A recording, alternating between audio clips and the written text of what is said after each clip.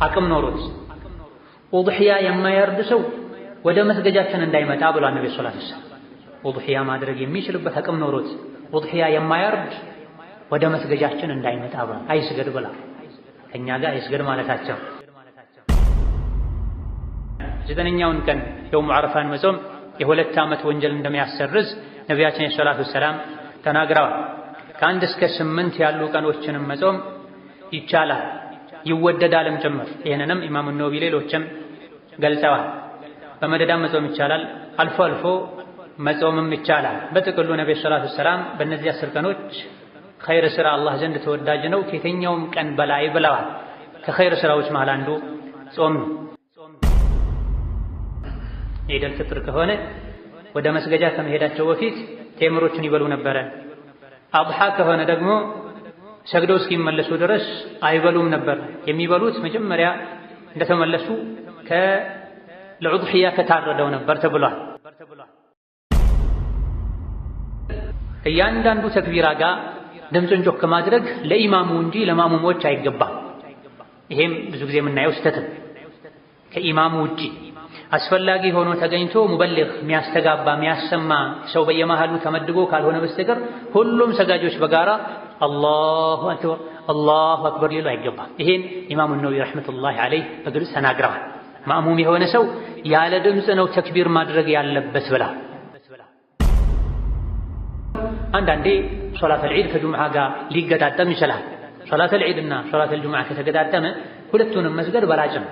ነገር ግን ቤቱ ሩቅ የሆነ ለጁምዓም ለዒድም መመላለስ የማይችል ሰው በጁምዓ ቀን ዒድ ከተገጣጠመበት ዒዱን የሰገደ ሰው ጁምዓ ቢቀርለት ችግር የለውም ተብሏል። ነገር ግን ዙህር አይቀርም። የኡድሒያ እርድ ወቅቱ የዒድ ሶላት ካለቀበት ሰዓት ይጀምራል። የሚጠናቀቀው 13ኛው ቀን ፀሐይ ሲጠልቅ ነው። የ13ኛው ቀን ፀሐይ ሲጠልቅ ነው። 10 11 12 13 4 ቀን አለው ማለት ሰፊ ጊዜ። ይሄም አንድ የአላህ ረሕመት ኢባዳውን በቀላሉ ማድረግ የምንችልበት አጅሩን የምናገኝበት መልካም አጋጣሚ። የመጀመሪያው ቀን ላይ ካልተመቸ ሁለተኛው ላይ ታርዳል። ሁለተኛው ላይ ካልተመቸ ሶስተኛው ላይ ታርዳል። ሶስተኛው ላይ ካልተመቸ አራተኛው ቀን ላይ ታርዳል። አያሙ ተሽሪቅ ይባላል። በላጩ የት ሆነው ካልክ ከዒድ እንደተመለስ ካርደህ ጾምህን በስጋው መፍታትህ ነው በላቸው። ፈስአሉ አህለ ዚክሪ ኢን ኩንቱም ላ ተዕለሙን።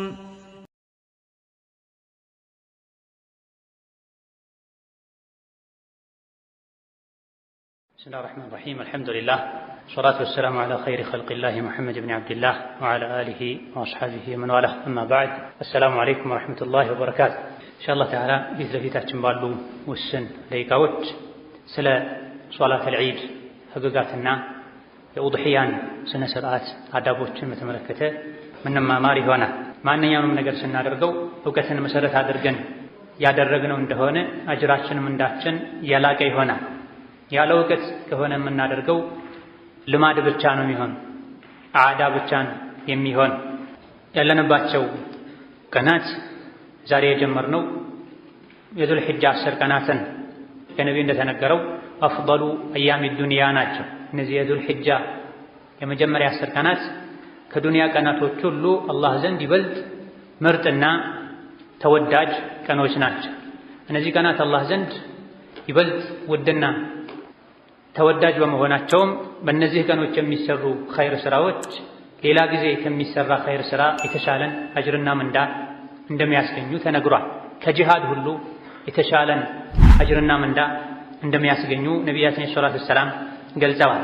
በእነዚህ 10 ቀኖች ልናበዛቸው የሚገቡ የተለያዩ ዒባዳዎች አሉ። ተክቢር ማብዛት፣ ቁርአን መቅራት ማብዛት፣ ከፈርድ ሶላት በተጨማሪ ሱና ሶላቶችን ማብዛት። የቻለ ሰው ከ1 እስከ 9 ያለውን መጾም ተወዳጅ ነው። 9ኛውን ቀን የውም ዓረፋን መጾም የ2 ዓመት ወንጀል እንደሚያሰርዝ ነቢያችን ሰለላሁ ዐለይሂ ወሰለም ተናግረዋል። ከ1 እስከ 8 ያሉ ቀኖችንም መጾም ይቻላል ይወደዳልም ጭምር። ይህንንም ኢማሙ ነወዊ ሌሎችም ገልጸዋል። በመደዳም መጾም ይቻላል፣ አልፎ አልፎ መጾምም ይቻላል። በጥቅሉ ነብዩ ሰለላሁ ዐለይሂ ወሰለም በእነዚህ 10 ቀኖች ኸይር ስራ አላህ ዘንድ ተወዳጅ ነው ከየትኛውም ቀን በላይ ብለዋል። ከኸይር ስራዎች መሃል አንዱ ጾም ነው። ከዛ መቀጠል ከአስሩ ቀኖች ውስጥ እጅግ የተከበረው ቀን የውሙ ዓረፋ ነው። ሸይጣን የሚበሳጭበት፣ የሚናደድበት፣ የሚዋረድበት ቀን አላህ ተባረከ ወተዓላ ለባሮቹ ምህረት የሚለግስበት ቀን። ቀኑን ለጾመ የ2 ዓመት ወንጀሉን የሚያራግፍበት ቀን። ከዛ በመቀጠል ደረጃው የላቀው ቀን ከአስሩ ቀኖች ውስጥ የውሙ ነሕር ነው። የውሙ ዓረፋ ይበልጣል ወይስ የውሙ ነሕር? ዑለሞች የዳሰሱት ጉዳይ ነው። ትክክለኛው የውሙ ነሕር ይበልጣል፣ የእርዱ ቀን ማለት ነው። በእርዱ ቀን እርድ አለ፣ ለአላህ ብሎ ደም ማፍሰስ አለ። ውድሕያን ማረድ፣ ደም ማፍሰስ በዛ ቀን የላቀ ምንዳ እንዳለው ተነግሯል። በዛ ቀን ሶላተል ዒድ አለ፣ የሙስሊሞች የደስታ ቀን። የውሙል ሐጁል አክበርም እሱ ነው። አብዛኞቹ የሐጅ ስነ ስርዓቶች የሚከናወኑት በ10ኛው ቀን። ስለዚህ ከዙል ሒጃ 10 ቀናት ይበልጥ የላቀ ደረጃ ያለው የውሙ አነሕርን የእርዱ ቀን ነው። ከዛ በመቀጠል የውሙ ዓረፋ ነው፣ 9ኛው ቀን ማለት ነው። ከ1 እስከ 9 ያሉ ቀኖችም ትልቅ ደረጃ ያላቸው ቀኖች ናቸው። በዒባዳ በመልካም ሥራ ልናሳልፋቸው ይገባል። እነሆ ዲነል ኢስላም የተሟላ ዲን፣ ለሰው ልጆች የሚያስፈልጉ ነገሮችን በሙሉ አሟልቷል። ደስታችንን በመልኩ ማሳለፍ እንዳለብን፣ ሐዘን ሲገጥመን በምን መልኩ ሐዘናችንን መቋቋም ማስተናገድ እንዳለብን እስላም አስተምሮናል።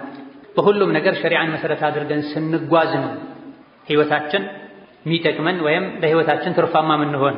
ያለ እውቀት ከተጓዘን ከእንስሳ የተለየ ህይወት መምራት አንችልም። ሰው ከእንስሳት የሚለየው እውቀት ነው፣ በዐቅል ነው። በዐቅላችን ካልተጠቀመን፣ ካላሰበን፣ ዐቅላችንን በቁርአን ካልሞላ ነው ከእንስሳት አንለይም። ሸሪዓቱል ኢስላምን የማይከተሉ ሰዎች በሐዘን ጊዜ እንዴት እንደሚሆኑ፣ በደስታ ጊዜ እንዴት እንደሚሆኑ እያየን ነው። ሙስሊም ከነሱ መለየት መቻል አለበት። ደስታው በልክ በስርዓት ሊሆን፣ ሐዘኑ በልክ በስርዓት ሊሆን፣ በሁሉም ቦታና ሁኔታ ላይ አላህና መልእክተኛው ያስቀመጡትን አደብና ገደብ ልንጠብቅ ልናከብር ይገባናል።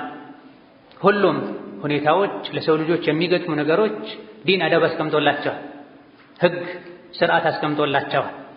ዒድም እንደዚሁ አደብና ስነ ስርዓት አለው። ከዒድ ጋር በተያያዘ መደረግ ያለባቸው ነገሮች፣ ልንርቃቸው የሚገቡ ነገሮች፣ ሶላተል ዒድን በተመለከተ ውድሕያን በተመለከተ ልናውቃቸው ልንጠብቃቸው የሚገቡ ነገሮች አሉ።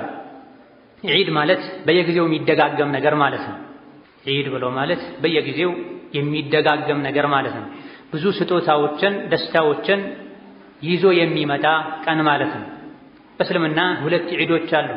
ነቢያችን ሰለላሁ ዐለይሂ ወሰለም ወደ መዲና ሲሄዱ የመዲና ሰዎች የዒድ ቀን ብለው የሚያከብሯቸው ቀናቶች ነበሯቸው።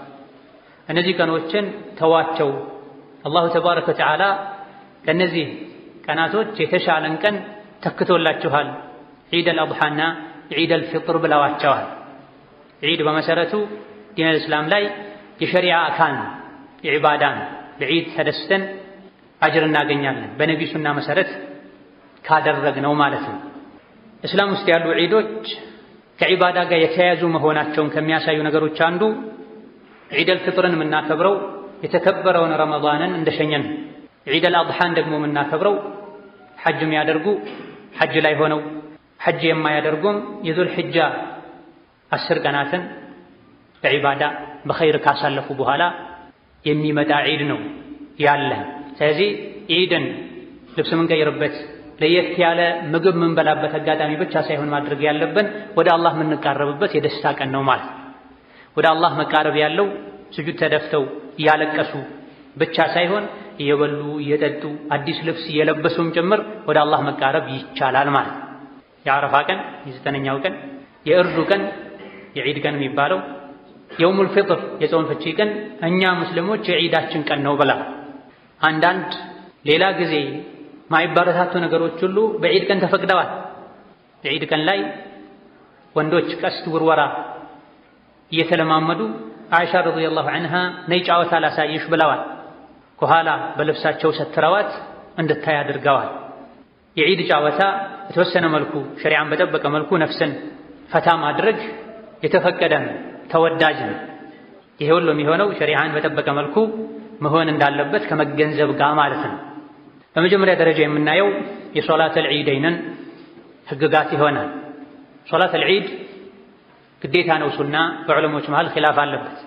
ተመራጩ አስተያየት ማስረጃ የሚያጠናክረው ሶላት አልዒድ ሁለቱም ዒዶች ዋጅብ ነው፣ ግዴታ ነው፣ ፈርደል ዐይን በግለሰብ ደረጃ ልክ እንደ ጁሙዓ በል አንዳንድ ሊቃውንቶች እንዳሉት ከጁሙዓም የበለጠ የጠበቀ ግዴታ ነው።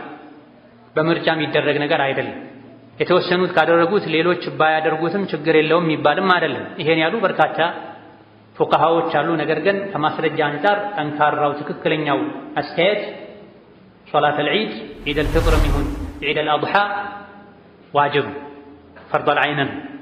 ማንኛውም ሄዶ መስገድ የሚችል ሰው በሽተኛ ያልሆነ ዝናብና መሰል ነገር ኖሮ እንቅፋት ያልገጠመው ሶላት አልዒድን ሄዶ መስገድ ይጠበቅበታል። ነቢያችን ሰለላሁ ዐለይሂ ወሰለም ለዒድ ሶላት ሴቶች ሁሉ እንዲወጡ አዘዋል። በመሰረቱ ዲነል ኢስላም ሴት ልጅ ከቤት እንዳትወጣ ነው የሚያበረታት የሚመክረው። ወቀርነ ፊ ቡዩቲኩነ ቤታችሁ ውስጥ እርጉ ነው የሚለው። መውጣት መግባት የሚያበዙ ሴቶችን ሁነል ሙናፊቃት የሚል ሐዲስም አለ። ያለ በቂ ምክንያት የሸሪዓን ሕግ ሳይጠብቁ ወጣ ገባ የሚሉ ሙናፊቆች ናቸው የሚልም አለ። ስለዚህ በመሰረቱ ሴት ልጅ እንዳትወጣ ሸሪዓ የሚመክር የሚያበረታታ ከመሆኑ ጋር ዒድ ላይ ሴቶችን አውጡ፣ ልጃገረዶችን አውጡ ማለታቸው በመሰረቱ የተከለከለን ነገር አድርጉ የሚባለው ዋጅብና ግዴታ የሆነ ነገር ሲገጥም ነው ተብሏል። አልፎ ሁሉ የወር አበባ ደም ላይ ያሉ ሴቶች ሁሉ ሳይቀር ይውጡ ብለዋል ነብዩ ሰለላሁ ዐለይሂ ወሰለም። ሶላት አልዒድ ሕፃናት ሁሉ ይወጡ ነበር በነቢይ ዘመን በሰሓቦች ዘመን። ኢዳ ሶላት አልዒድ ፈርድ ነው፣ ዋጅብና ግዴታ ነው። ልክ እንደ ጁሙዓ ወይም ከጁሙዓ የበለጠ ፈርድ ነው። በእንቅልፍ በተለያዩ ምክንያቶች ማሳለፍ ተገቢ አይደለም። ዒድ ሶላትን መተው፣ በጣም አርፍዶና ዘግይቶ መውጣት፣ ለዒድ ሶላት በቂ ትኩረት አለመስጠት ስህተት ነው። የምንወጣው ለሶላት አልዒድ የምንሄደውም እንደ ባህል አይተነው አሊያ ደግሞ ለመዝናናትና ለመሰል ዓላማ መሆን የለበትም። ዙህር ሶላትን ለመስገድ በቂ ዝግጅት አድርገን ፈለገን አምነንበት እንደምንሄደው ሶላት አልዒድንም አላህ ተባረከ ወተዓላ እኔ ላይ ግዴታ ያደረገው ዒባዳ ነው በሚል አቅደን ነይተን ሊሆን ይገባዋል። ለዒድ ሶላት በምንወጣበት ጊዜ ለየት ያለ ቅድመ ዝግጅትም ያስፈልገዋል። ለዒድ ውበትን መጠበቅ፣ ንጽህናን መጠበቅ፣ ከተቻለ አዲስ ልብስ መልበስ፣ ካልተቻለ ያለውን አጥቦ ተኩሶ አሳምሮ መልበስ ሱናና ተወዳጅ።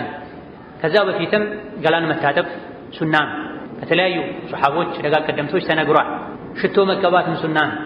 ምክንያቱም ዒድ ብዙ ሰዎች የሚገናኙበትን ሰዎች ካልታጠቡ በተለይ የቦታ ጥበት ካለ መጥፎ ጠረን ሰዎችን አዳ ሊያደርግ ይችላል። ረዥም መንገድም ሊጓዙ ይችላሉ ሰዎች። ሶላት አልዒድ የሚሰገድበት ስፍራ ቦታው ሩቅ ሆኖ ረዥም መጓዙ ሰውነት ላብ እንዲኖረው ሊያደርግ ይችላል።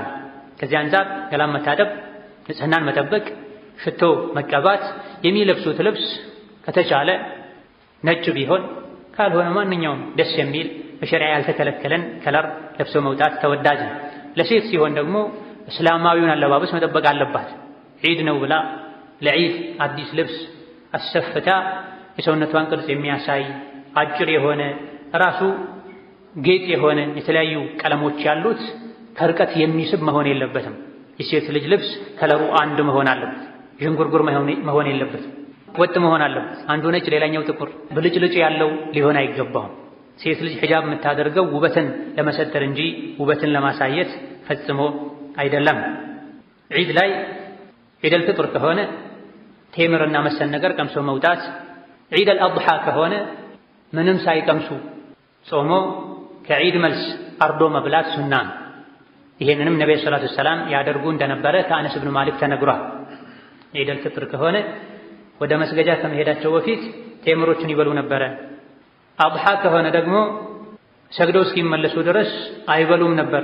የሚበሉት መጀመሪያ እንደተመለሱ ለዑድሕያ ከታረደው ነበር ተብሏል።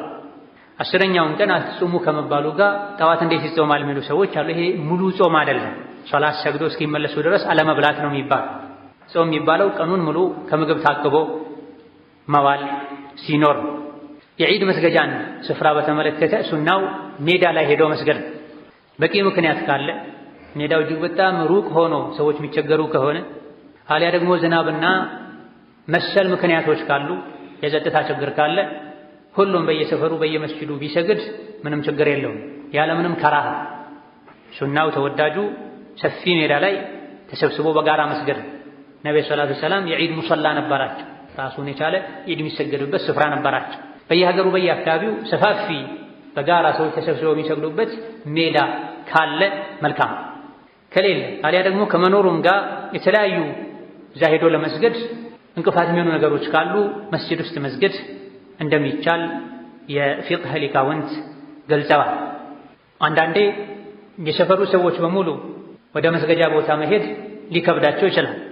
አቅመ ደካሞች፣ እድሜያቸው የገፋ ሰዎች ሊኖሩ ይችላሉ። እነሱ በሁሉም ሁኔታ ላይ መስጂድ ተሰብስበው ቢሰግዱ ምንም ችግር የለም።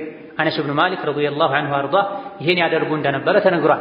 በላጩ ግን ዒድ የእስላምን ውበት የሙስሊሞችን አንድነት ማሳያ አጋጣሚ ከመሆኑ አንፃር ወደ ሜዳ መጥቶ መስገዱ በላጭና የተሻለ ነው። መች ነው ለዒድ ሶላት መወጣት ያለበት? በሐዲስ ደረጃ በዚህ ሰዓት ውጡ የሚል የነቢ መመሪያ የለም። ነገር ግን የነቢ ተማሪዎች ሱሐቦች በተግባር ያሳዩአቸው አተሮች አሉ፣ ተግባሮች አሉ። አብዱላህ ብን ዑመርን ጨምሮ ሌሎችም ሱሐቦች መስጂድ ፈጅር ሰግደው በዛው ነበር ወደ መስገጃ የሚሄዱት። ተመልሰው ወደ ቤት አይገቡም ነው። ነብዩ ሰለላሁ ዐለይሂ ወሰለም በዚህ ሰዓት ውጡ ብለው አላስቀመጡ። ኡማውን ሊያስቸግር ስለሚችል እንደ ቦታው፣ እንደ ጊዜው፣ እንደ ግለሰቦች ሊለያይ ይችላል። ነገር ግን የዒድ ሶላት ወቅቱ አጭር ከመሆኑ አንፃር ሁሉም በየመስጂዱ ከመስገድ ይልቅ ሰፊ ሜዳ ላይ ወጥቶ ይስገድ ከመባሉ አንፃር የሰው ብዛት ኖሮ የድምፅ ችግርም ሊኖር ስለሚችል በጊዜ ወጥቶ ከኢማሙ ቅርብ መሆን በላጭና ተመራጭ ነው። ስለዚህ ሱሐቦች የተለያዩ ታቢዒዎችም ጭምር ሌሊት ላይ ተዘጋጅተው ለሶላት አልፈጅር ሲወጡ ጨርሰው ወጥተው በዛው ወደ ሙሰላ የሚሄዱበት አጋጣሚ ነበር። ፈጥነን በሄደን ቁጥር አጅራችን ያላቀ ይሆናል። ወስተቢቁል ኸይራት ስለተባለ መልካም ነገር ላይ ተሽቀዳደሙ ስለተባለ ከኢማም ቅርብ መሆንም ተወዳጅ ስለሆነ አንዳንድ ሰዎች ከመዘግየት ወደ ኋላ ከመቅረት አይቦዘኑም አላህ ከራህመቱ እስኪያዘገያቸው ድረስ ብለዋል ነብዩ ሰለላሁ ዐለይሂ ወሰለም። ይሄ ጁሙዓ ላይ ነው የተባለው። ሌሎች ሰላቶችም ላይ ይሄው ይባላል። ዒድም ላይ ይሄው ይባላል። የዕልም መጅልሶች መድረኮችም ላይ ይሄው ነው የሚባለው። ዒባዳ ነክ ነገሮች ላይ ቀድሞ መገኘት ፈጥኖ መድረስ አላህን ተባረከ ወተዓላ ኸይርን ዒባዳን የመውደድ መገለጫ ነው። ስለዚህ ፈጅር እንደሰገዱ በጊዜ መውጣት ኸይር ነው፣ በላጭ ነው። መልካም ነገር ላይ ከመሽቀዳደም አንፃር ከኢማሙ ቅርብ ከመሆን አንፃር በተለይ ሀገራችን ላይ የድምፅ ችግር አለ። በጣም ዘግይተው የሚወጡ ሰዎች ከኢማሙ በጣም ርቀው ነው የሚቀመጡት። ኹጥባ አይሰሙም። ሶላት ላይ ተክቢር፣ ስጁድ፣ ረፍዕ ምን አርኩዕ አይሰሙም፣ ይቆራረጣል። የዘገየ ነው የሚደርሳቸው። በዚህም ከኢማሙ ጋር ሙታባዓ አይኖራቸውም ማለት ነው። ኢማሙ ከተነሳ በኋላ አንዳንድ ኢማሞች በተለይ ያሰጋገድ ስነ ስርዓት አያውቁም። ማይክ ፍለጋ ቀጥ ካሉ በኋላ ነው አላሁ አክበር የሚሉት። እሱ አላሁ አክበር ካለ ከሰከንዶች በኋላ ነው ሩቅ ያሉት አላሁ አክበር። ምናልባት እሱ ስጁድ ከወረደ በኋላ ነው ከሩኩዓቸው የሚነሱትና ከዚህና ከመሰል ችግሮች አንፃር ፈጥኖ መገኘት በላጭና ተመራጭ ነው። ከፈጅር በኋላ ወደ ቤት ተመልሶ ተኝቶ ከዛ በኋላ ተነስቶ ገላ ታጥቦ ልብስ ቀይሮ 4 ሰዓት ወደ መስገጃ መሄድ አግባብ አይደለም። ለዒድ ሶላት በሚሄዱበት ጊዜ በአንድ መንገድ መሄድ፣ ሲመለሱ በሌላ መንገድ መመለስ ሱናን። ይህም ከነቢዩ ሰለላሁ ዐለይሂ ወሰለም ተነግሯል። ወደ ሶላት አልዒድ ሲሄዱ የርጅዑ ቢገይሪ ጠሪቅ አለዚ ኸረጀ ሚንሁ ተብሏል።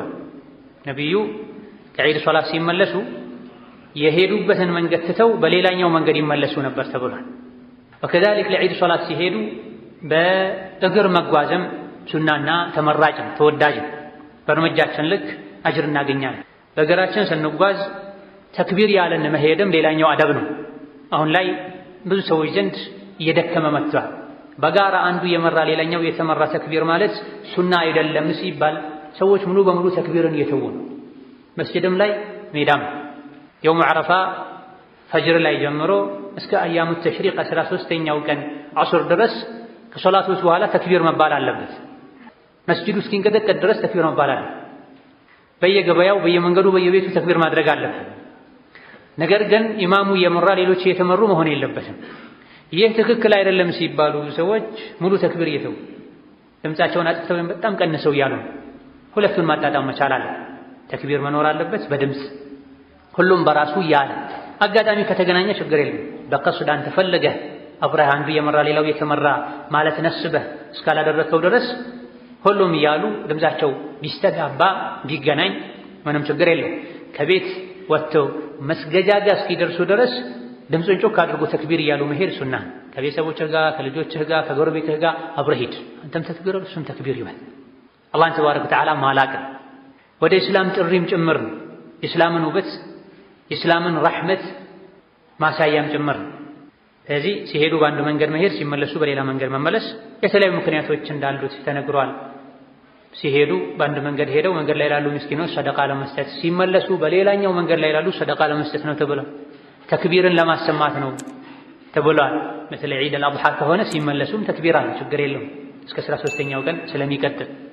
የተራመዱበት መሬት እንዲመሰክር ነው ተብሏል። በዚህ በኩል ስትሄድ የተራመድክበት የቅያም ቀን ይመሰክራል። ለዒባዳ ለሶላት ሄዶብኛል በሎ።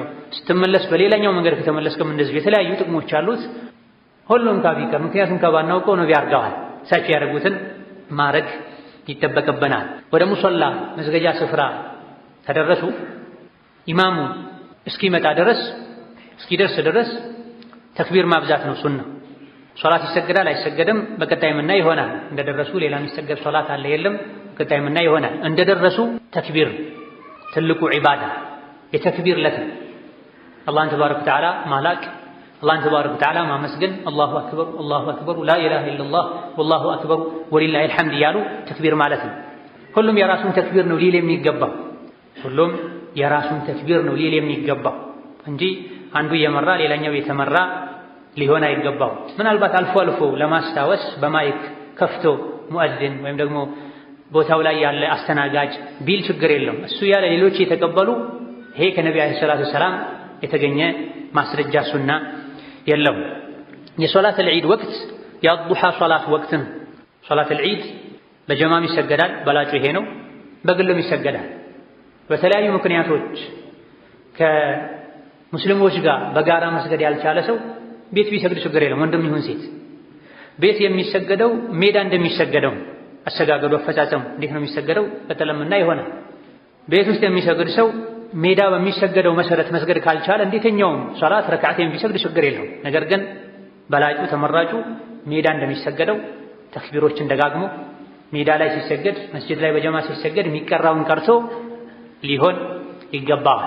ስለዚህ የሶላተል ዒድን ወቅት ማወቅ ለሁሉም ያስፈልጋል ማለት ነው። በጀማ ሄዶ ለሚሰግደው ቤት ለሚሰግደው ጎህ ከቀደደበት ፀሐይ ከወጣችበት ትንሽ ለእይታ ግልጽ ከሆነችበት ሰዓት ጀምሮ እኩለ ሰማይ ላይ እስክትሆን ድረስ ያለው ጊዜ በሙሉ የሶላተል ዒድ ወቅት ነው። ከዚህ በኋላ የሶላተል ዒድ ወቅት ያልፋል። በላጩ ግን ማስቀደሙ ፈጥኖ መስገዱ። የዒድ ቀን ከመሆኑ አንፃር በተለይ ዒድ አልአድሓ ላይ ማረድ አለ፣ ውድሕያን ማከፋፈል አለ። አንዳንድ ሰዎች ውድሕያቸውን ሳይገዙ የሚዘገዩበት ሁኔታም ሊኖር ስለሚችል ዓረፋ ላይ ወይም የዓረፋ ዒድ ላይ ፈጥኖ መስገድ፣ ዒደል ፍጥር ላይ ደግሞ ትንሽ ማዘግየት በላጭ ነው ብለዋል ፉቃሃዎች። ለዚህ ግልጽ የሆነ የሐዲስ ማስረጃ ባይኖረውም ነገር ግን ከሰዎች ሁኔታ በመነሳት ዒደል አድሓን ፈጠን ብሎ መስገድ፣ ዒደል ፍጥርን ዘግየት ማድረግ ተወዳጅ እንደሆነ ፉቃሃዎች ተናግረዋል። ምክንያቱን ስናይ መቅቡል ነው ማዕቁል መሆንም ያለበት ነው።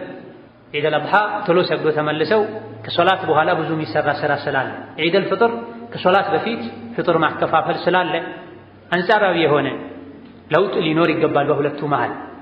ይህ ሲባል የዒደል ፍጥር ሰላት እስከ 5 ሰዓት መቆየት አለበት ማለት ነው። አንዳንድ አካባቢዎች ላይ ይሄን ያደርጋል። ሰግደው ጨርሰው ቤት ሲገቡ ዙህር ይሆናል። አድሓም ላይ ይሄ የሚያደርጓል። ሰግደው ሲመለሱ 6 ሰዓት ይሆናል።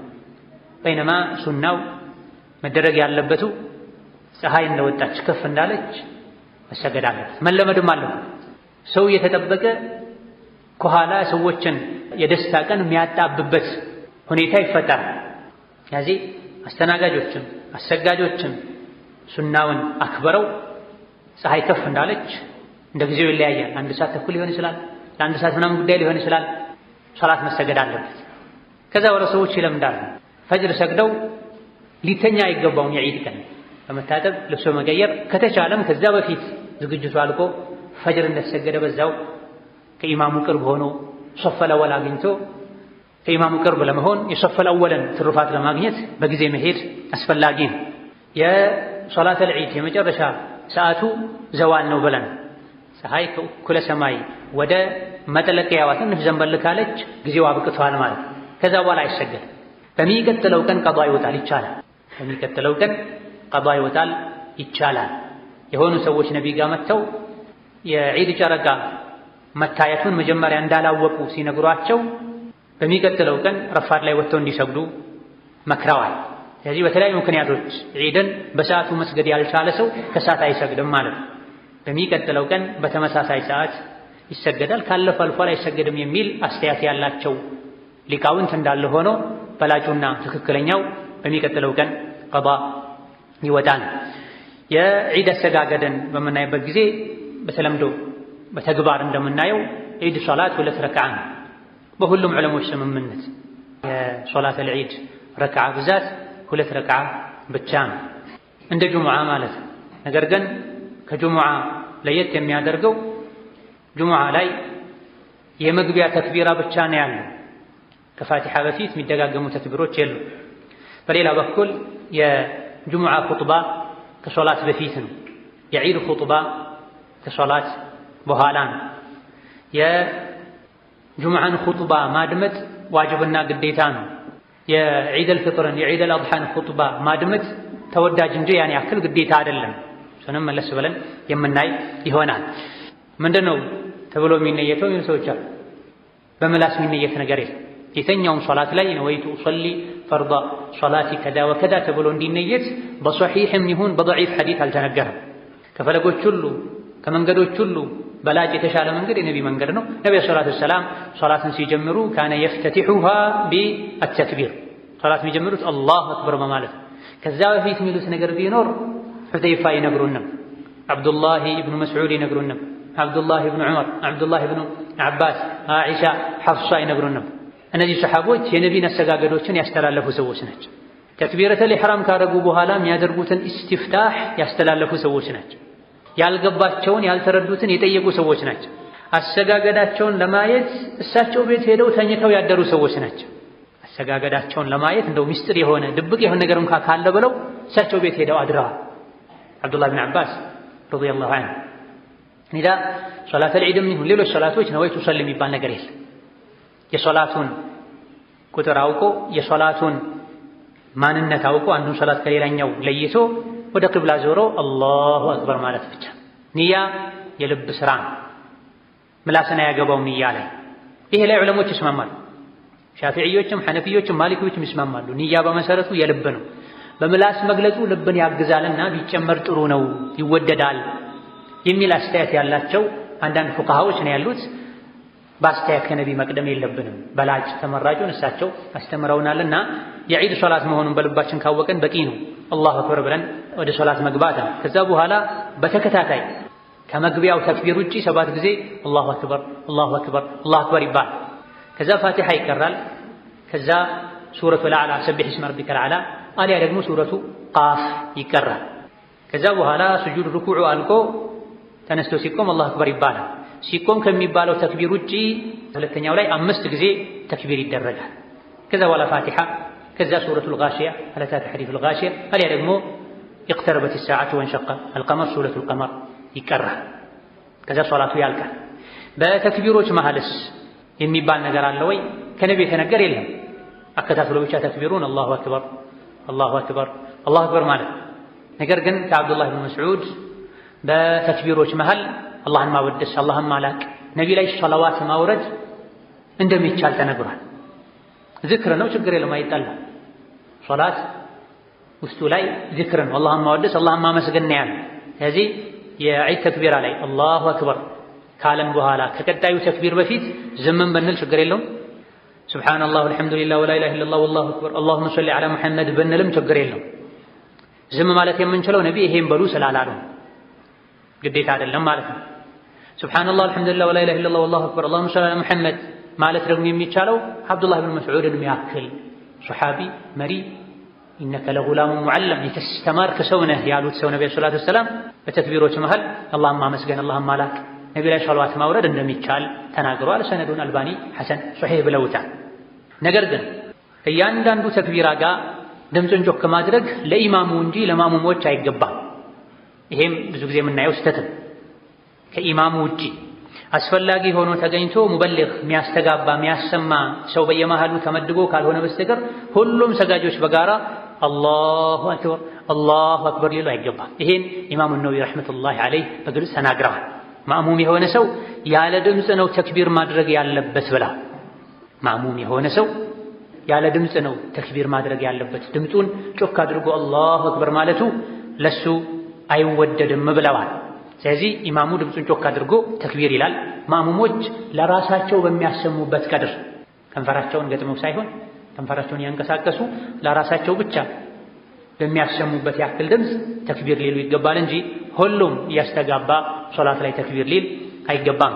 እጅ ማንሳትን በተመለከተ ከእያንዳንዱ ተክቢር ጋር እጅ ማንሳት እንደሚቻል አብዱላህ ብን ዑመር ያደርጉት እንደነበረ ተነግሯል። ሙሰላ እንደተደረሰ ለዒድ ሶላት የሚሰገድ ቀብልያ የለውም። ዒድ ሶላት እንዳለቀም እዛው ከዒድ አስከትሎ የሚሰገድ ሶላት የለም።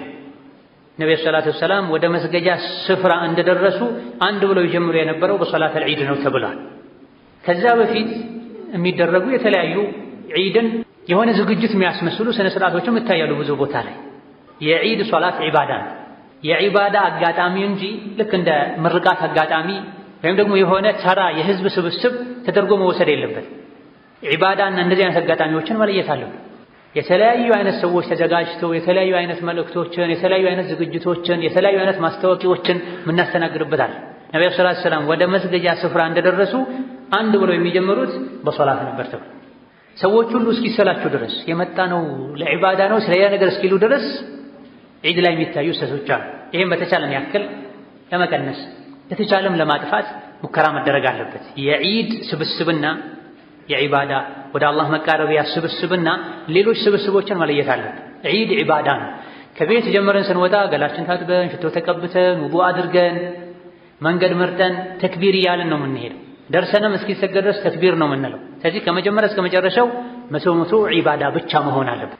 የግድ የሆኑ መልእክቶች ካሉ ከሶላት በኋላ ከኹጥባ ጋር እያይዞ ከኹጥባ በኋላ ማስተላለፍ ይቻላል። አንዳንዴ ለህዝብ ለሀገር የሚያስፈልጉ መልእክቶች ሊኖሩ ይችላል፣ ግዴታ የሚባል ጠቃሚ የሚባል ይሄም ማድረግ አስፈላጊ ሆኖ ከተገኘ ቦታው የት ነው? ከሶላት በኋላ። ኹጥባውን እንኳ ከሶላት በፊት አንድ ባለስልጣን ሲያደርግ ሰሓቦች ተቃውመዋል። በነቢይ ዘመን ኹጥባ እንኳ ይደረግ የነበረው ከሶላት በኋላ ነው። አይ ከሶላት በኋላ ሰዎች ስለሚሄዱ ሲል ነቢ ያደረጉትን ነው ማድረግ ያለበት። የፈለገ ያድምጥ የፈለገ ይተው ተብሏል። ኢዳ ዒድ ሶላት ላይ እንደተደረሰ የሚጀመረው በሶላት ነው። ኢማሙ እስኪመጣ ድረስ ሰዎች ቀደም ብለው መገኘት ለነሱ ስለሚወደድ በተክቢር ማሳለፍ አለባቸው። የዒድ ቀብልያም ይሁን ባዕድያ የለም። ነገር ግን ኢብኑ ሐጀር እንደጠቀሱት ሶላት መስገድ የሚከለከልበቱ ሰዓት ካለፈ በኋላ የዒድ ሱና ነው ሳይል ሁለት ረካ መስገድ ቢፈልግ አንድ ሰው አይከለከልም ብለዋል። ሁለቱን ልብ ልትል ልዩነቱን ልብ ልንል ይገባናል። ከዒድ ጋር ተያይዞ የሚሰገድ ቀብልያም ይሁን ባዕድያ የለም። ሙሰላ ላይ የሚሰገድ ድንገት መስጂድ ከሆነ የሚሰገደው ተሕየተል መስጂድ እንሰግዳለን። ሜዳ ከሆነ የሚሰገደው የዒድ ቀብልያና ባዕድያ የለም። ነገር ግን ክፍት ሰዓት አገኘሁ እኔ ተክቢር ደጋግም ያልኩኝ ልቀላቅል ልስገድ፣ አሊያ ደግሞ ረዥም ሰዓት ቁጭ ስል እንቅልፍ አስቸገረኝ፣ አየሩን ልቀይሩ አንድ ሰው መስገድ ቢፈልግ ከዒድ ጋር እያይዞ ሳይሆን ሶላት መስገድ ማይከለከልበት ወቅት ላይ ከሆነ ያለው ረካቴን ደጋግሞ ቢሰግድ ምንም ችግር የለው። ከነቢ የተገኘው ወደ ቤት ከገቡ በኋላ ሁለት ረካ መስገድ ነው። ነብዩ ሰለላሁ ዐለይሂ ወሰለም የዒድ ቀን ሙሰላ ላይ ምንም አይሰግዱም ነበር። ወደ ቤት ሲመለሱ ዒድ ሶላት ሲሰግዱ ከፊትም ይሁን ከኋላ ምንም አይሰግዱም ነበር። ወደ ቤት ሲደርሱ ሁለት ረክዓ ይሰግዱ ነበር ተብሏል። ሌላው ከዒድ ጋር በተያያዘ ልናውቀው የሚገባው የተህኒአ ጉዳይ ነው። እንኳን አደረሳችሁ መባባል። ነብዩ ሰለላሁ ዐለይሂ ወሰለም በዒድ ቀን እንኳን አደረሳችሁ በሉም አትበሉም አላለም። ከነቢ ሁለቱም አልተገኘም። ከነቢ ቀጥሎ ራያችን አስተማሪያችን ሰሓቦች ናቸው። ኢማም አሕመድ ረሒመሁላህ ተዓላ ወላ ባእሰ አን የቁለ ረጁሉ ሊረጁሊ ተቁቢለ ሚና ወሚንኩም ብለው ዒድ ቀን ላይ ሰዎች ሲገናኙ አንዱ ሌላኛው ከኔም ከናንተም አላህ መልካም ስራችንን ይቀበለን ቢል ችግር የለውም፣ እኔ ግን ጀምሬ አልለም ብለዋል። ጀምሬ አይደለም ሰውን ቀድሜ ሳገኘው እንኳን አደረሰህ አላህ ተባረከ ወተዓላ ይቀበለን እንኳን ደስ አለህ አልጀመርም የሚል ንግግር አላቸው። ይሄን ያሉት ማንኛውም ነገር ሲያደርጉ የነቢይን ሐዲስ ተከትለው ያደርጉ ስለነበረ ነው። ነገር ግን ቢል ችግር የለውም። ለምን ከተባለ አቡ ኡማማ አልባሂሊን ጨምሮ ከተለያዩ ከነቢ ባልደረቦች ከሶላት አልዒድ መልስ ይህ ይባል እንደነበረ ይደረግ እንደነበረ የሚያሳዩ ማስረጃዎች ካነ አስሓቡ ረሱልላህ የሚል በብዛት ይታወቅ እንደነበረ የሚያሳይ ንግግርም ጭምራል። የነቢ ሰሐቦች ከዒድ ሲመለሱ አንዱ ለሌላኛው ተቀበለ ሚና ወሚንኩም ተቀበለ አላሁ ሚና ወሚንኩም ይሉ ነበር ብላ። ስለዚህ ሰሐቦች ያደረጉት ነበር ቢባል ቢደረግ ችግር የለውም። የግድ ይሄን ቃል ብቻ ነው ተቀበለ አላሁ ሚና ወሚንኩም ማለት ብቻ ነው የሚቻለውም አይባል። ደስታ የሚገልጹበት፣ መልካም ምኞትን የሚገልጹበት፣ ዱዓ የሚያደርጉበት ሀገሩ ላይ አካባቢ ላይ የተለመደ ከሸሪዓ አንፃር ችግር የሌለውን ቃል መጠቀም ይቻላል። ምን አልዓይዲን ብትል ምን አልፋይዚን ብትል እንኳን ደስ አለህ ብትል እንኳን አደረሰን ብትል የሰላም የዓፊያ ያድርግልህ ብትል ችግር የለውም። በል በርካታ ዑለሞች ይህ የዓዳ ጉዳይ ነው ብላ ባሉበት ሀገር የተለመደው የዒድ ቀን ሰላምታ እንኳን አደረሰህ በሸሪዓ ተመዝኖ ችግር ያለው ነው እስካልተባለ ድረስ ሰዎች በራሳቸው ቋንቋ በለመዱት መልኩ የእንኳን ደስ አለህ መልእክት ቢለዋወጡ ችግር የለው። ነገር ግን ጊዜውን በተመለከተ ከሰሐቦች የተገኘው ከዒድ መልስ ነው ተብሏል። ዒድ ሰግደው ሲመለሱ አቡ ኡማመት አልባሂሊን ዒድ ሰግደው ሲመለሱ አገኘኋቸው ተቀበለ አላሁ ሚና ወሚንኩም ይሉ ነበር ብላ። ስለዚህ በላጩ ሱናው ከደጋግ ቀደምቶች የተገኘው እንኳን ደስ አላችሁ ማለቱ ተቀበለ አላሁ ሚና ወሚንኩም ማለቱ መጀመር ያለበት ከዒድ በኋላ ነው። ትልቁ ዒባዳም ዱዓም ያስፈልገው አንዱ ሶላቱ ስለሆነ ማለት ነው። በዒድ ቀን ያለው ትልቅ ዒባዳ ሶላት ነው፣ እርድ ነው። እርዱ የሚጀምረው ከሶላት በኋላ ነው። ዒዱን በትክክል ሞቅ የሚለው ከሶላት ጀምሮ ነው። ወመዕ ዛሊክ ከነጋበት ጊዜ ጀምሮ እንኳን አደረሳችሁ ቢባል ያን ያክል ችግር አይኖረውም። ነገር ግን የተሟላው ሱናው ከሶላት በኋላ ማለቱ ነው። ሌላው የኹጥባ ጉዳይ ነው። ኹጥባ ቀደም ሲል በትንሹ እንደተጠቆመው የተወሰኑ ሰዎች ቁጭ ብለው ማድመጥ አለባቸው። ኢማም ብቻውን ፊት ለፊቱ ማንም ሳይኖር ኹጥባ ያደርግ። ነገር ግን ልክ እንደ ጁሙዓ ኹጥባ ሁሉም ቁጭ ብሎ ማድመጥ አይገባም። ዋጅብ አይሆንበትም፣ ግዴታ አይሆንበትም፣ ይወደዳል እንጂ ነብዩ ሰለላሁ ዐለይሂ ወሰለም እኛ ኹጥባ እናደርጋለን የፈለገ ያድምጥ የፈለገ ይሂድ ብለው በማዕና الحديث። ነገር ግን በላጩ ኹጥባው አጠር ተደርጎ ሰዎች ቁጭ ብለው ቢያደምጡ ነው። የዒድን ኹጥባ ቁጭ ብሎ ሙሉውን ማድመጥ ግዴታ አይሆንም። ነገር ግን በላጭ ኸጢቦችም የዒድን ኹጥባ ከጊዜው ጋር የሚሄድ ሊያደርጉ ሰዎች ያሉበትን ሁኔታ ያገናዘበ ሊያደርጉ ይገባል። ከመቼው ሰግደን ወደ ቤት ተመልሰን ስራችን በሰራን በሚሉበት ሁኔታ ላይ ያውም ሰዎች በማይገባቸው ቋንቋ የተደረገ ኹጥባ ሊረዝም አይገባውም። አንዳንዴ ኹጥባ ሁሉ ላይ ይሰማ ይችላል የድምፅ ችግር ባለባቸው አካባቢዎች ላይ። ከዚህ ሁኔታ ዑድር ያለው ሆኖ በተለያዩ ምክንያቶች መሄድ ቢፈልግ አንድ ሰው ጁሙዓ ሶላት ላይ ኹጥባ እየተደረገ የተጫወተ ጠጠር ያነሳ አጠገቡ ካለ ሰው ጋር ያወራ ጁሙዓ የለውም እንደተባለው ዒድ ላይ ኹጥባ ያላደመጠ ዒድ የለውም ፈጽሞ አይባል። ዒድና ኹጥባን በተመለከተ መሄድ የፈለገ ሰው ሌሎችን ሳይረብሽ መሄድ አለበት። ልክ ኢማሙ ሶላት እንደጨረሰ ከአንደኛው ሶፍ ጀምሮ ሰዎች ብድግ ብድግ እያሉ በየመሃሉ በላጩን ማድረግ ፈልገው ኹጥባ ማድመጥ የሚፈልጉ ሰዎችም የሚረብሹበት ሁኔታ ተነስተው እርስ በርስ የሚጠራሩበት ስልክ ደውለው የሚያወሩበት ይሄ መሆን የለበትም። በላጩ ግማሽ ሰዓት 15 ደቂቃ 10 ደቂቃ ቁጭ ብለህ ብታደምጥ ኸይር የተሻለ። መሄድ የፈለገ ግን ዙሪያው ያሉትን ማድመጥ የሚፈልጉትን ሳይረብሽ ቀስ ብሎ ሊወጣ ይገባዋል። ወከዛሊክ ዛህማው መጋፋቱ፣ ሴት ልጅ ከወንድ ጋር መላፋቱ፣ መገላለጡ፣ ፎቶና መሰል የሆኑ ነገሮችን በሸሪዓ ማይፈቀዱ ወንጀሎችን መዳፈር መግባብ አይደለም። ለዒባዳ ወጥቶ ወንጀል ተሸክሞ መግባት ተግባብ አይደለም። ሴት ልጅ ከወንድ ጋር እየተጋፋች መሸሽ እየቻለች ሶብር አድርጋ ማለፍ እየቻለች ከወንዱ ጋር ተጋፍታ ማለፍ የለባት። ወከዛሊክ ሴት ልጅ በጠባብ ልብሶች ተወጣጥራ መውጣት የለባትም። ሽቶ ተቀብታ መውጣት የለባትም። ለወንድ ነው ሽቶ መቀባት የተባለው። የተኛዋም ሴት ሽቶ ተቀብታ ከቤት ከወጣች ሽታዋ ወንዶች ጋር ከደረሰ ዝሙተኛ ናት ብሏል ነብዩ ሰለላሁ ዐለይሂ ወሰለም። የሴት ልጅ ሽቶ ንጽህና ከቤት ስትወጣ ንጽህናዋን ከጠበቀች በቂ። ሽታው ወደ ውጭ የሚወጣን ሽቶ ከቤት ውጭ መጠቀም የለባትም። እምቢ ብላ ታደርገች ዝሙተኛ ናት። ወንዶችን እንዲረብሽ እንዲሸት ብላም ታደርገው ዝም ብላም ታደርገው ሽታው ወንዶች ጋር ከደረሰ እሷ ዝሙተኛ ናት። ላሙ ላም ተዕሊል አይደለም፣ ላም አልዓቂባ ሊየጅዱ ሪሐሃ የሚለው ሆን ብላ ወንድን ልትፈትንበት ብቻ ሽቶ ከተቀባች ነው ዝሙተኛ የምትሆነው ብለው ላሙን ላም ተዕሊል አድርጎ የፈሰሩ አሉ። ይስተት ነው ላም አልዓቂባ።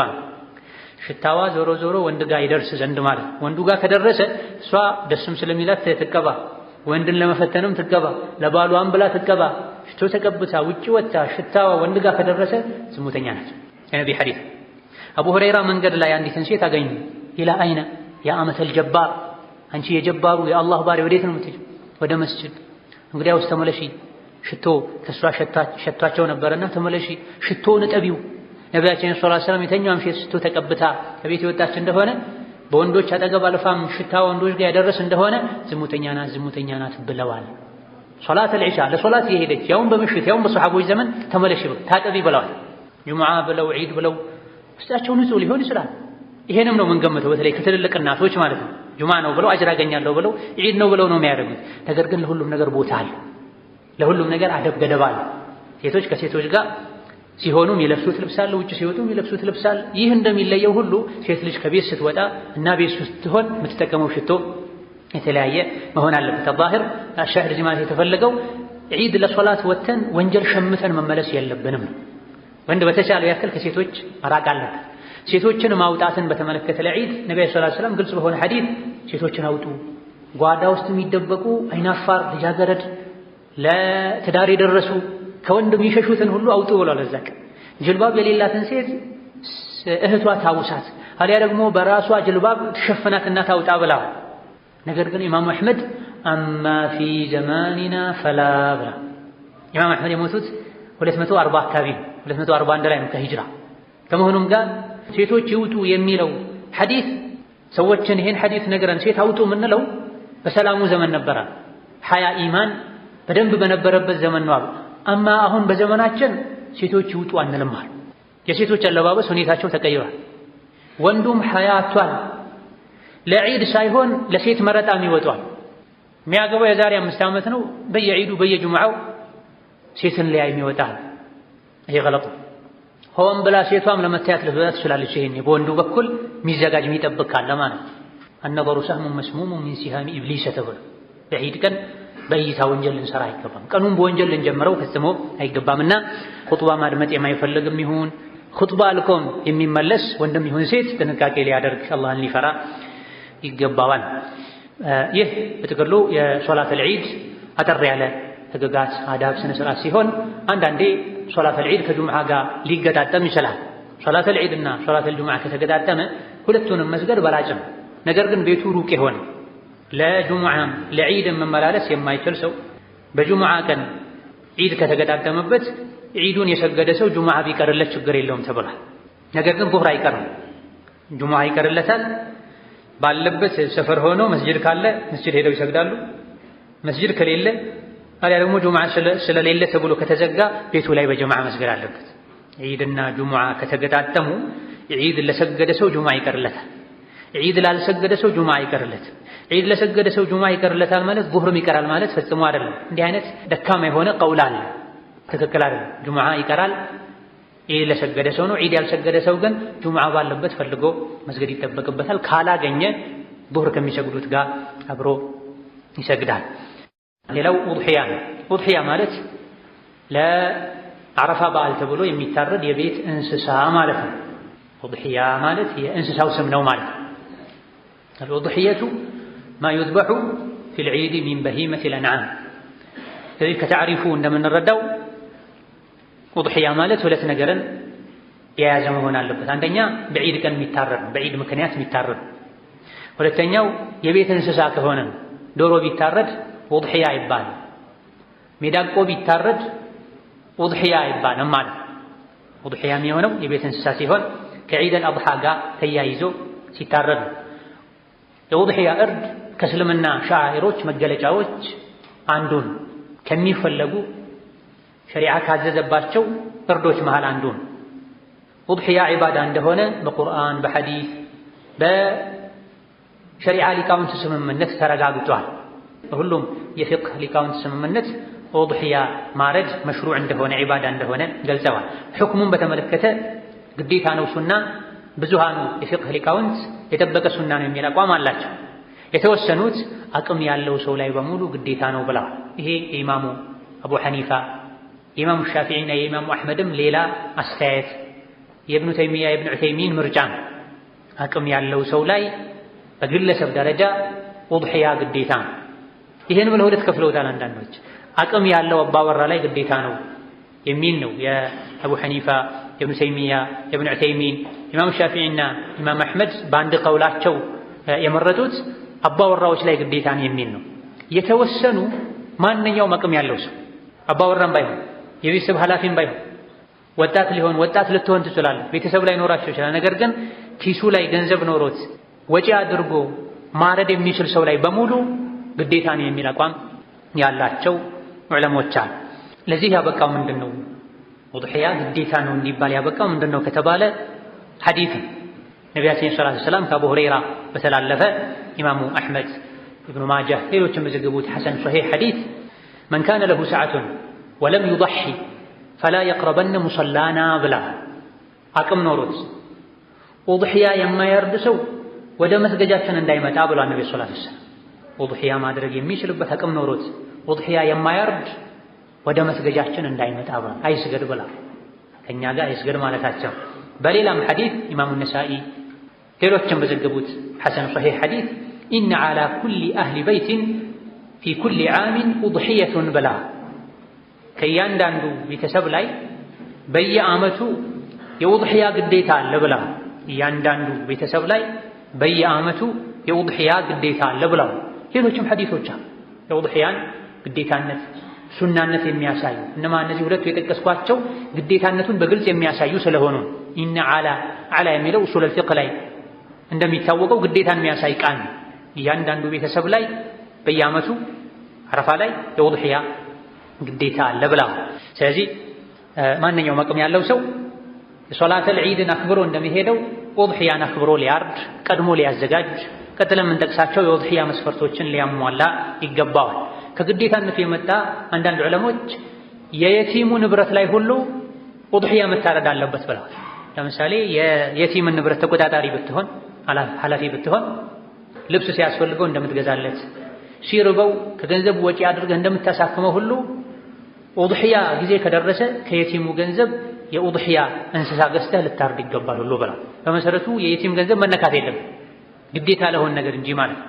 ኢዳ አቅም ያለው ዓመቱን ሙሉ አርዶ የበላ ውድሕያን ከማረድ ወደ ኋላ የሚል ሰው ሊኖር አይገባውም። ያለ አቅም እንዳናጭር እንዳለው በተለያዩ አሳኒዲሃ መቃል ባለባቸው ሐዲሶች ተነግሯል። በጥቅሉ ተወዳጅ የውሙ አነሕር ላይ የዒድ ቀን ላይ አላህ ዘንድ በጣም ተወዳጅ ከሚባሉ ዒባዳዎች አንዱ ደም ማፍሰስ ነው ተብሎ ለአላህ ብሎ ሸሪዓን በጠበቀ መንገድ እንስሳትን ማረድ ማለት ነው።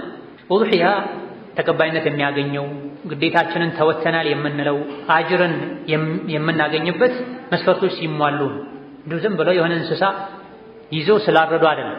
መስፈርት መሟላት አለበት። አንደኛው ለውድሕያ የሚታረደው እንስሳ ከቤት እንስሳት መሃል አንዱ መሆን አለበት። በሸሪዓ የቤት እንስሳት የሚባሉት 3 ናቸው። ከብት፣ በግና ፍየል፣ ግመል ናቸው። በሸሪዓ የቤት እንስሳ የሚባሉት 3 ናቸው።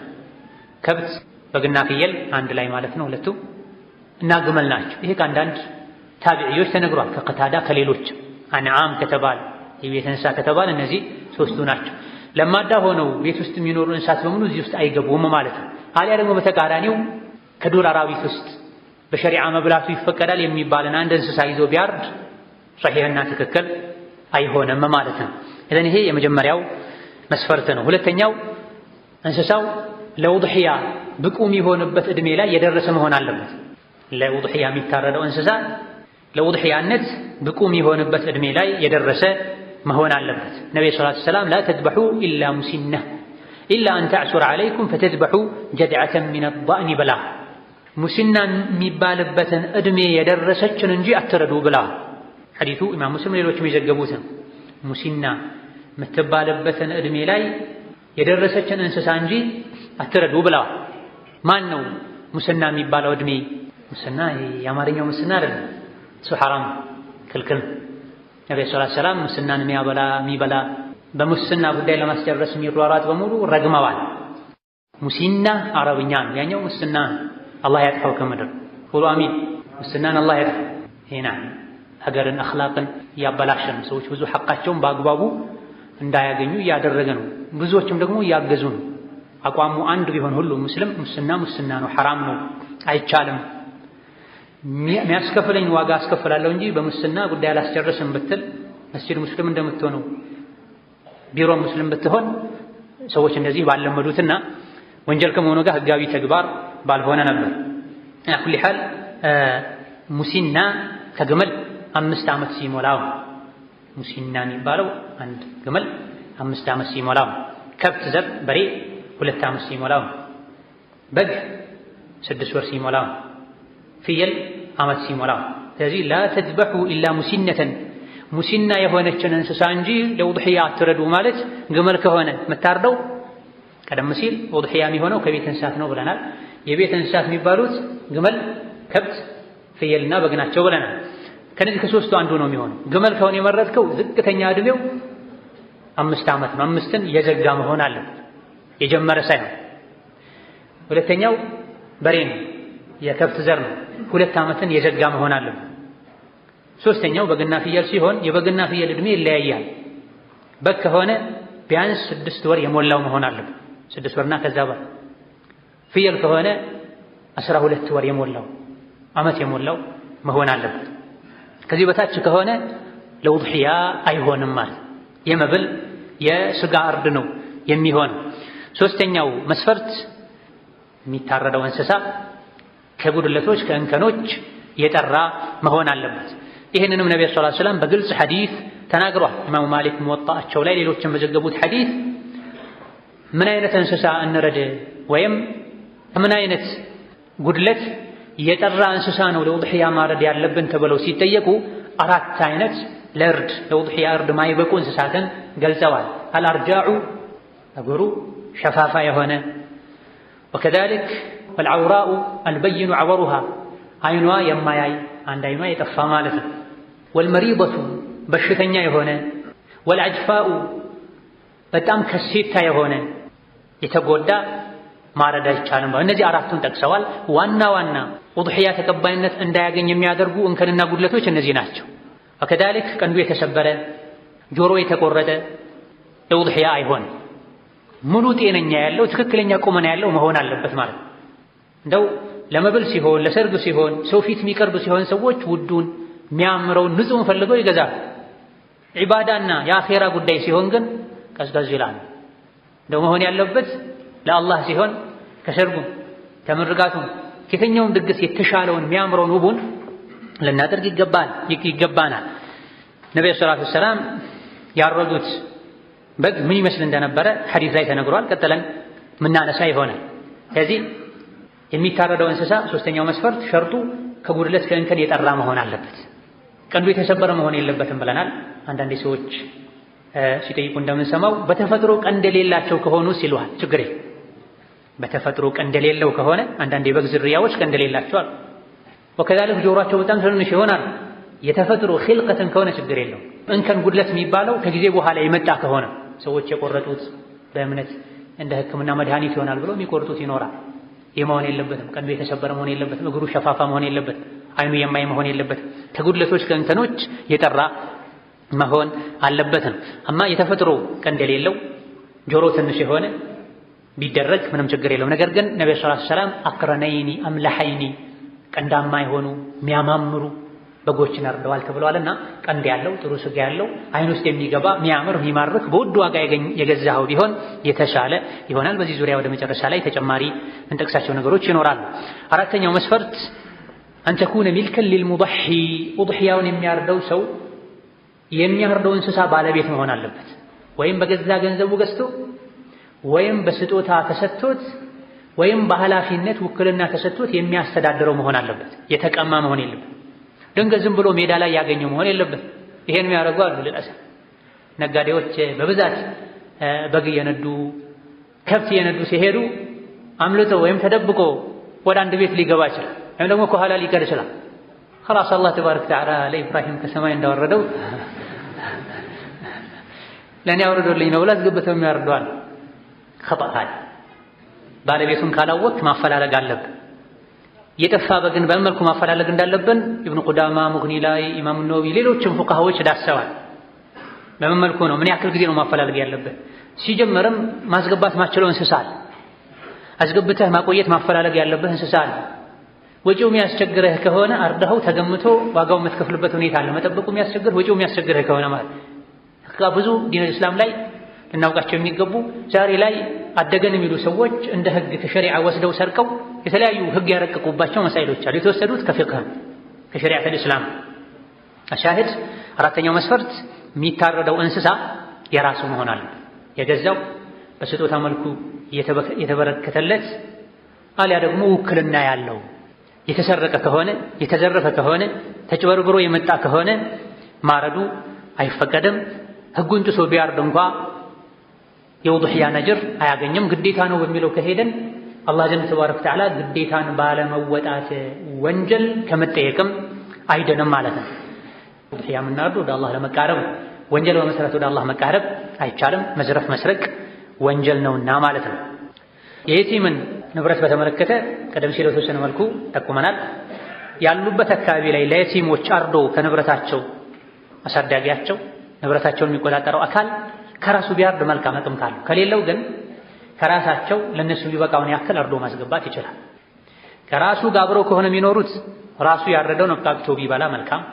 ቁጥራቸው በዛ ያለ ሆኖ ተጨማሪ ማረድ የሚያስፈልግ ከሆነ ኃላፊ ከመሆኑ አንፃር ያለማባከን እነሱን ለመጉዳት በሚል ንያ እስካልሆነ ድረስ ተጨማሪ ከነሱ ገንዘብ ወስዶ ቢያርድ ምንም ችግር የለውም።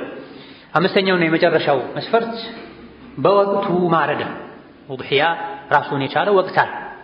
ከወቅቱ በፊትም መሆን የለበትም፣ ከወቅቱ በኋላ መሆን የለበትም። የውዱሕያ ወቅት የሚጀምረው ሶላተል ዒድ እንደተጠናቀቀ ኢማሙ መስገጃው ላይ እንደጨረሰ ማለት ነው። በየአካባቢው በያሉበት ሀገር በያሉበት አካባቢ ኢማሙ ሶላት እንዳጠናቀቀ እንዳሰላመተ ማረድ ይቻላል።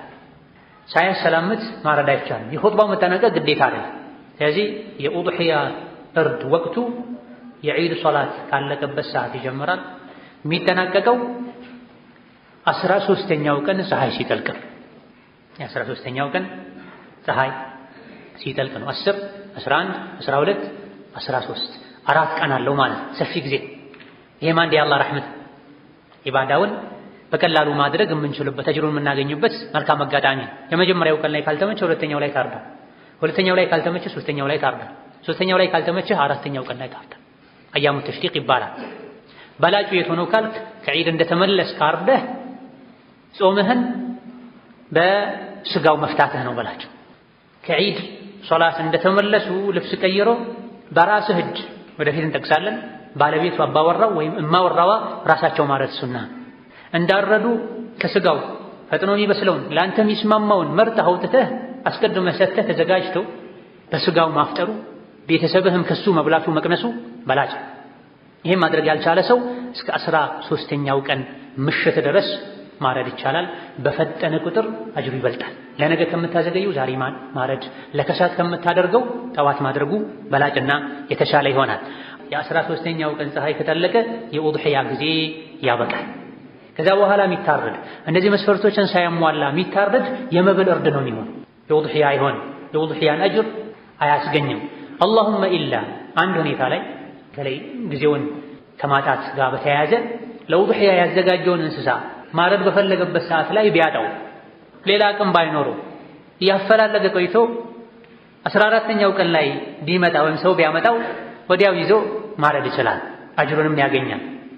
ሁለተኛም 13ኛው ቀን ላይ ከዙህር በኋላ አርዳለሁ ብሎ ከዙህር እስከ ዐስር ጋደም ባለበት ሸይጣን በደንብ ተኛ ብሎት ፀሐይ ጠልቆ ቢነሳ ሰዓቱ ካለቀ በኋላ እንደተነሳ ማረድ ይችላል፣ አጅሩን ያገኛል። ወከዛሊክ እሱ ራሱ ካልተመቸው ለጓደኛው ለጎረቤቱ እረድልኝ ብሎ ወክሎ ነበር፣ ግን ጎረቤቱ ረሳ፣ የራሱን አርዶ ረሳ። እንስሳው ያለበት ቤተሰቦች አፈሩ፣ ፈሩ፣ ቸላሉ እንበልና ጊዜው አለቀ። እንዳስታወሰ 14ኛው 15ኛው ቀን ላይ ቢታረድ ችግር የለው። ለምን ካልክ አንድ ዑድርን መተኛቱ፣ የእንስሳው መጥፋት፣ መርሳት ዑድርን። በሌላ በኩል ደግሞ ሶላት ላይ ቅያስ ይደረጋል ተብሏል። ሶላትን የረሳ አሊያ ደግሞ በእንቅልፍ ያለፈው እንደነቃ ወይም እንዳስታወሰ ይስገድ፣ ከፋራው ይሄ ነው ተብሏል። ውድሕያ እርድም ዒባዳ ነው፣ ሶላትም ዒባዳ ነው። ሶላት ካለፈ ቀባ እንደሚወጣው በቂ ምክንያት ካለ በመርሳት ወይም በመተኛት። የሶላት ዑድር ስንት ነው? 2 ብቻ። ገበያ ያመልጠኛል፣ መኪና ይመልጠኛል፣ ይረፍድብኛል፣ ዑድር አለ። የሶላት ዑድር ሁለት ብቻ። አንደኛ መርሳት። ሶላት ይረሳል ወይ? አይረሳም። ግን አንዳንዴ ልትረሳ ትችላለህ። ከባድ አጣብቂኝ ውስጥ ከገባህ በህይወትህ አንዴ በዓመት አንዴ ሊገጥምህ ይችላል። ትልልቅ አደጋዎች ውስጥ፣ ጭንቀቶች ውስጥ፣ መከራዎች ውስጥ ሆነ ሶላት ልትረሳ ትችላለህ። አይረሳም፣ ሊረሳም አይገባም። ግን የሰው ልጅ ይረሳል።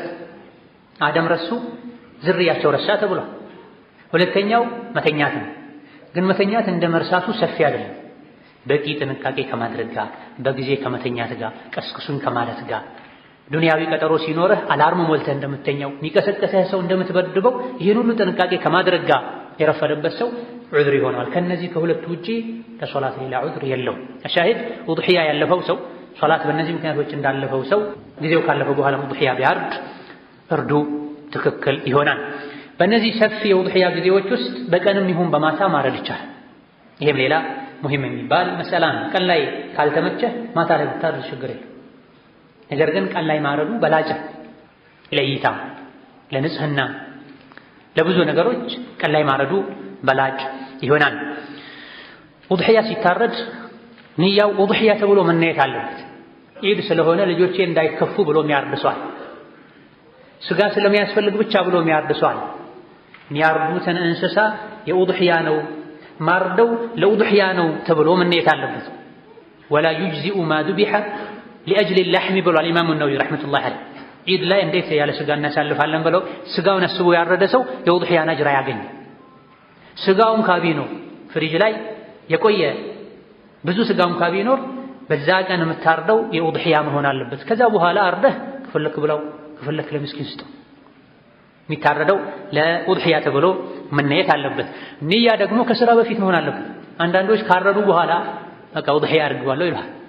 እና ይሄ ሊሆን አይችልም። ምንጊዜም ንያ ከስራ በፊት መቅደም አለበት። በጉን ሲገዙት ጥለው ሲያርዱት ንያው ውድሕያ መሆን ይጠበቅበታል። ጠይብ ውድሕያ የሚታረደው ከቤት እንስሳት ነው ብለናል። የቱ ነው የሚሻለው? ከቤት እንስሳት ከእንስሳት ዘር ለውድሕያ የሚመረጠው የቱ ነው? የተወሰኑ የሐዲስ ሊቆች በላጩ በግ ነው ብለዋል።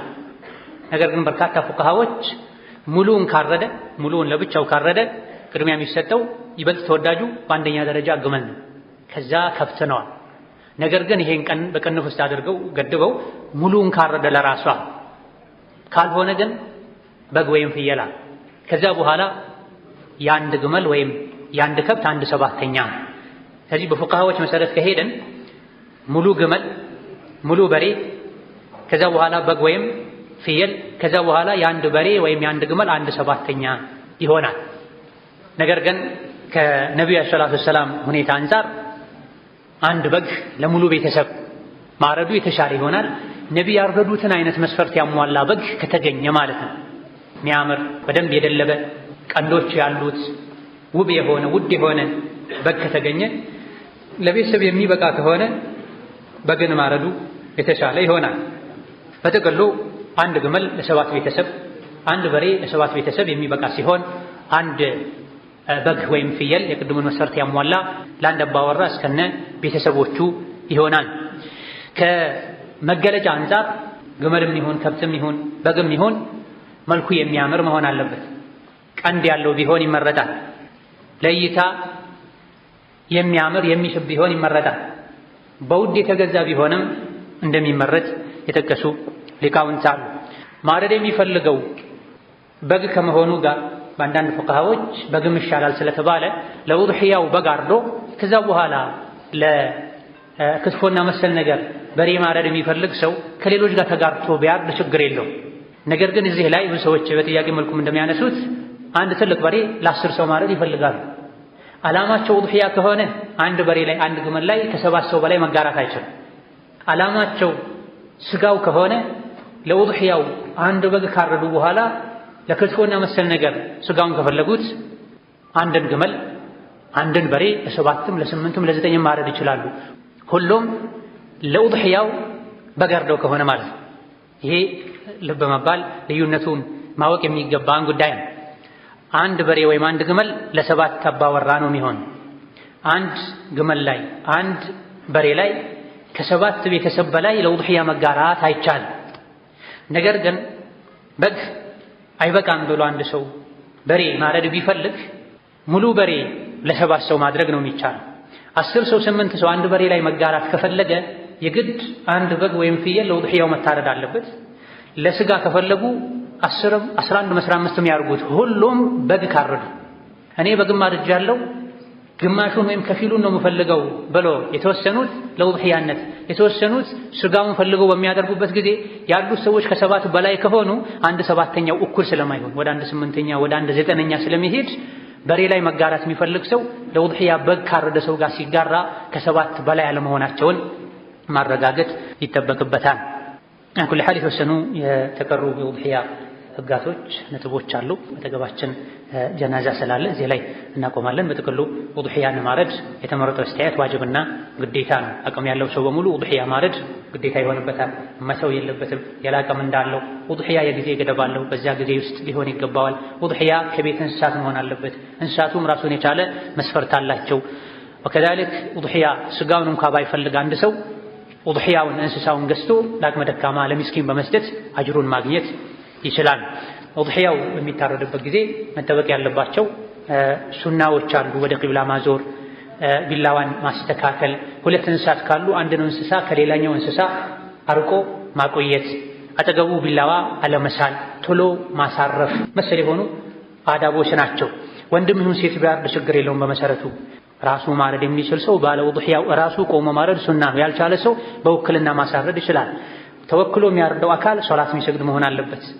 ትክክለኛ ሙስሊም መሆን አለበት። አንዳንድ ወንጀሎች የሚሰራ ቢሆን ችግር የለውም። ፋሲቅ አለመሆኑ ሸርጥ አይደለም። ነገር ግን ከውድሕያ እርድ ጋር ተያይዞ ሰዎች ተሰብስበው በጋራ ሶላዋት ማውረድ፣ በጋራ ተክቢር ማለት፣ ዕጣን ማጨስ ብድዓ ነው። ነብዩ ሰለላሁ ዐለይሂ ወሰለም ያረዱትን በግ በምን መልኩ እንዳረዱት ሐዲስ ላይ ተነግሮናል። ፈለም የዚድ ዐላ አን ሰማ አላህ ወከበረ ወዘበሐሁ። ነብዩ ሰለላሁ ዐለይሂ ወሰለም ቀንድ ያለው የሚያምር በግ አረዱ። አንገቱ ላይ እግራቸውን አድርገው ቢስሚላህ አላሁ አክበር ብለው አረዱት ነው። ከዛ ተጨማሪ ነገር የለም። ሱናና ቢድዓን ልንቀላቅል ፈጽሞ አይገባም። አላሁ ተዓላ። ሰላም አለይኩም ወራህመቱላሂ ወበረካቱ።